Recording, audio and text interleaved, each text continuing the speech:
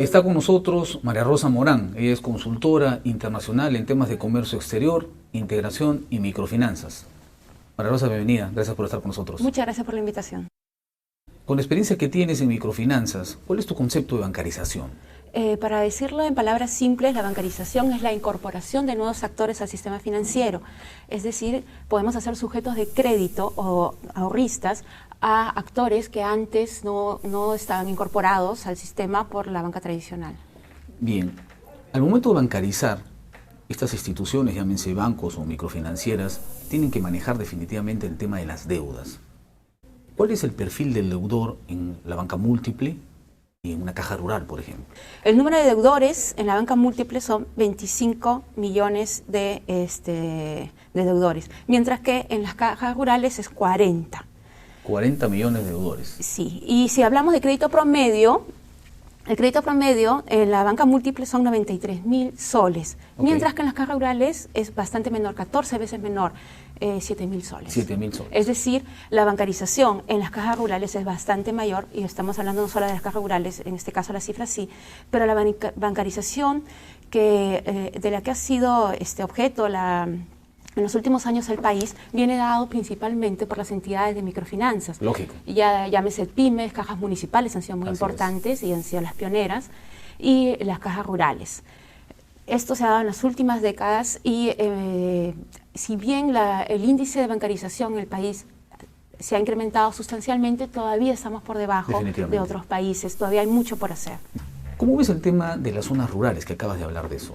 ¿Por qué ahora el negocio está migrando, por ejemplo, hacia las zonas andinas? Hablo de Ayacucho, Sí. Hablo de Cusco, hablo de Arequipa, bueno, esas zonas andinas. Primero porque ya hay un auge económico en todo el país, aunque se ha ido mediatizando en el último año, pero sí, y las cajas rurales, sobre todo las cajas rurales, pero también las cajas municipales y las pymes han tenido presencia ahí. Entonces, conforme va siendo más sólido y fortaleciéndose estas instituciones, pueden atender más créditos rurales. Y la banca tradicional está despertando hacia estos sectores, mercado, ¿no? este mercado.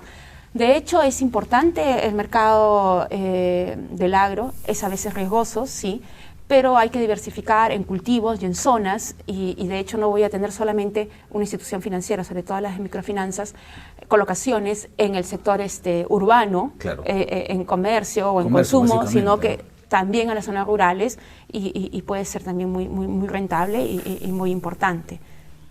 Bien, las mujeres emprendedoras. La primera pregunta que te hago es el tema de la pobreza extrema. Tú tienes un dato ahí interesante, ¿no?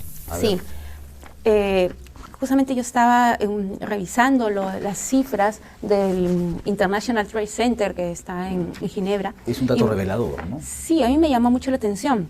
Lo que dice que de los 1.4 billones de personas en el mundo, billones de personas que viven con menos de $1 al día, pobreza extrema, de esas 70% son mujeres y niñas. Mujeres y niñas. Mujeres y niñas. Marcado. Marcado. Y también otro dato es que las mujeres realizan 2/3, es decir, más del 60% del trabajo mundial, pero ganan solo el 10% de los ingresos. Siendo las que producen más de... Así es. Pero y no solo eso, sino que producen la mitad de los alimentos del mundo, pero solo poseen el 1% de la tierra. ¿Tu opinión personal cuál es? Mi opinión personal es que si es que realmente queremos hacer frente a la pobreza y crear condiciones para salir de la pobreza. Así es. Justamente tenemos como políticas, no solo de Estado, sino también del sector privado, mirar a las mujeres. O sea, si el 70% son pobres extremos, son mujeres, definitivamente hay que analizar en detalle y promover justamente condiciones para que las mujeres sean sujetos de crédito, aprovechen los tratados de libre comercio, y con esto va a haber un efecto multiplicador muy grande, ¿no? Nosotros hablábamos antes de conversar al aire sobre lo que decía el presidente de las Naciones Unidas, ¿no? Aquí lo tengo, y lo voy a leer textual. No me dejen mentir, dice, porque las mujeres constituyen la mayoría de los pobres del mundo.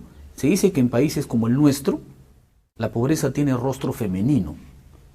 Por este motivo, es deber y tarea pendiente de los gobiernos y de las instituciones vinculadas a la lucha contra la pobreza adoptar un enfoque de género inclusivo para fomentar las actividades realizadas por empresarias.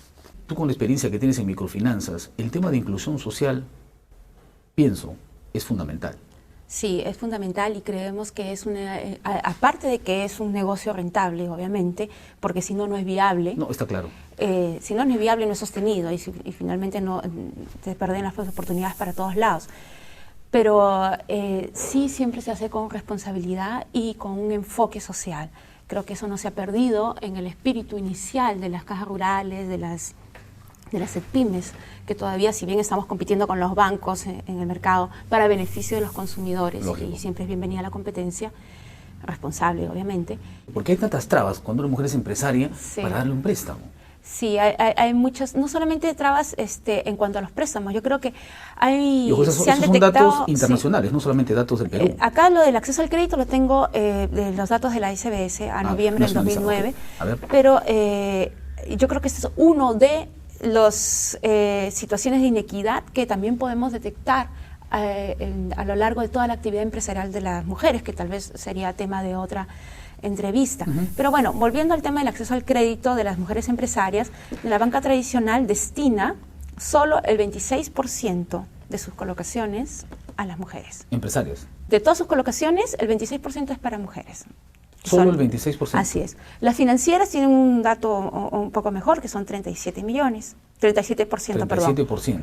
Mientras que las cajas rurales y municipales, en conjunto, 38%. Bueno, ahí está un poco más equiparado, ¿no?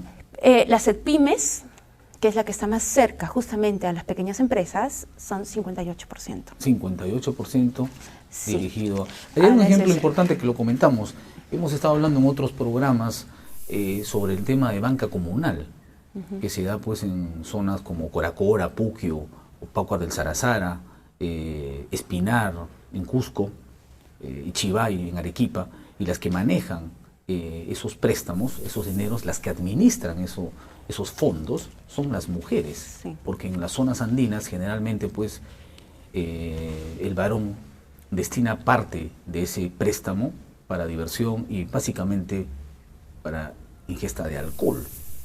Esto pues te demuestra que hay mucha más responsabilidad de parte o del lado femenino, porque toda la productividad que genera ese préstamo está destinado ¿a dónde? Al plato de comida, a alimentar a los hijos. Lo que sí es un hecho es que si 70% en el mundo de las personas que viven en pobreza extrema son mujeres, sí debería de alguna forma haber políticas para incentivar que estas mujeres salgan de la pobreza. Y si nosotros decimos, por ejemplo, hay un trabajo de la OMC y de la OIT, el cual dice que 60% de las personas en el mundo, de los trabajadores en el mundo son informales, 1.6 billones de personas. Entonces, definitivamente ahí hay un campo muy grande para las microfinanzas, para formalizar. Además, no tengo la cifra en la mente, pero como el 50% de las pymes son dirigidas por mujeres. Entonces, ¿por qué la banca tradicional solamente destina el 25% a préstamos de mujeres? Entonces, ahí hay algo que no está funcionando. Bien, fue la doctora María Rosa Morán, consultora internacional en temas de comercio exterior, integración y microfinanzas. Ya volvemos. Bien, amigos, importante recalcar los datos que nos ha dado María Rosa Morán.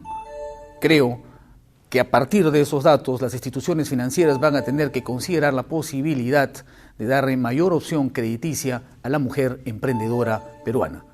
Luego volvemos con la historia de la sonrisa de Valentín.